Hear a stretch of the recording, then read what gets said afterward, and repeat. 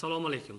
Bugungi brifingda biz Raqobat qo'mitasi tomonidan savdo, umumiy ovqatlanish va turizm sohasida amalga oshirilgan ishlar yuzasidan ma'lumot berib o'tamiz. Qo'mitaga 2025-yil yanvar-aprel oylarida iste'molchilardan jami 20.735 ta murojaatlar kelib tushgan. Shulardan 3.500 ga yaqini savdo, umumiy ovqatlanish va turizm sohasini tashkil etadi. 448 ta elektron tijorat sohasidagi murojaatlarga tegishlidir. Qo'mita tomonidan kelib tushgan 500 dan ortiq oziq-ovqat mahsulotlari, 300 dan ortiq biologik faol qo'shimchalar va oziq-ovqat qo'shimchalari, 1600 ga yaqin maishiy elektron texnika jihozlari, 320 dan ortiq avtomobil, 170 ga yaqin maishiy kimyo, kosmetika va boshqa mahsulotlar, 160 ta to'qimachilik, kiyim, poyabzal, 200 dan ortiq qurilish materiallari, mebel, 80 ga yaqin umumiy ovqatlanish, kafe, bar, restoran xizmati, 50 ga yaqin turizm xizmatlari yo'nalishidagi murojaatlar o'rganib chiqilishi natijasida 2 milliard so'mdan ortiq mablag'lar iste'molchilar foydasiga qayta hisob-kitob qilinishi ta'minlangan. Misol uchun, Raqobat qo'mitasiga fuqaro Netajiyevani kelib tushgan murojaati avtomobil ta'mirlash maqsadida BYD Rohat servis markaziga murojaat qilganda, undan umumiy xarajatlar qiymati 51 million so'm bo'lishi bildirilgan bo'lib, jamiyat tomonidan kelishilgan narx ustiga yana 12 million so'm qo'shilganidan norozi bo'lib, amaliy yordam so'rab Raqobat qo'mitasiga murojaat qilgan. Murojaat MG Direct mas'uliyat cheklangan jamiyatini jalb qilgan holda o'rganilganda, avtomashina o'rindiqlari shikastlanganligi ma'lum bo'ldi va servis markazi tomonidan o'rindiqlar bepul almashtirib berilishi ta'minlandi. Shuningdek, qo'mitaga 2025-yilning o'tgan davrida iste'molchilardan umumiy ovqatlanish korxonalari, restoran, kafe, oshxona va bufetlarda sanitariya gigiyena talablari buzilayotganligi ko'rsatilayotgan xizmatlar sifatli narxlarning oshirib qo'llash hamda taomnomalarning davlat tilida taqdim etilmayotganligi yuzasidan 80 ga yaqin murojaatlar kelib tushgan.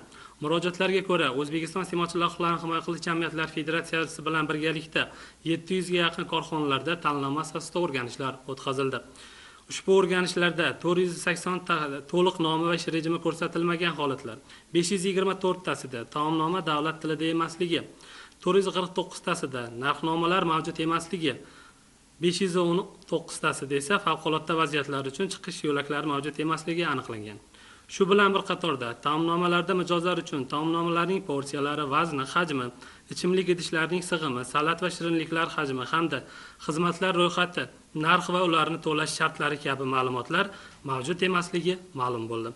O'rganishlar davomida mijozlarga taomnoma xorijiy tillarda, ya'ni rus, ingliz, turk, xitoy va boshqa tillarda taqdim etilayotganligi aniqlangan.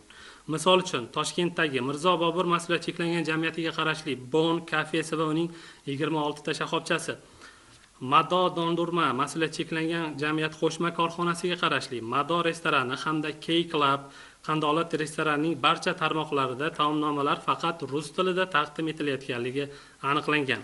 O'rganishlar natijasida mazkur restoranlarda davlat tilida xizmat ko'rsatuvchi xodimlar faoliyati boshlangani hamda rus va boshqa tillarda tuzilgan taomnomalar davlat tilidagi tarjimasida mijozlarga berilishi ta'minlandi.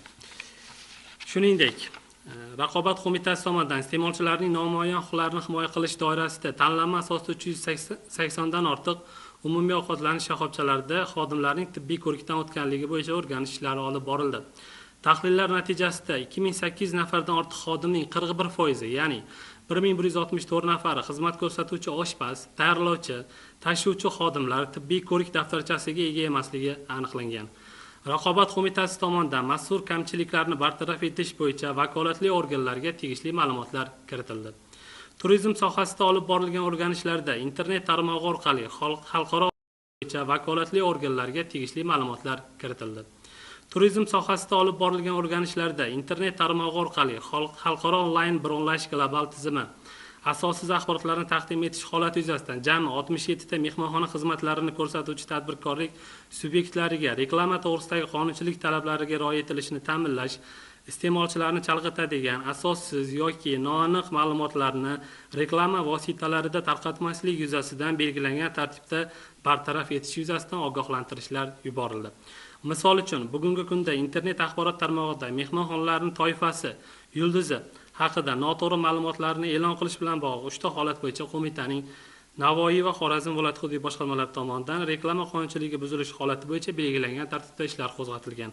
Shuningdek, 25 ta holatlar kamchiliklarni ixtiyoriy bartaraf etish etilishi ta'minlangan. Raqobatni rivojlantirish va iste'molchilar huquqlarini himoya qilish qo'mitasi tomonidan bu boradagi ishlar tizimli ravishda amalga oshirilmoqda. E'tiboringiz uchun rahmat.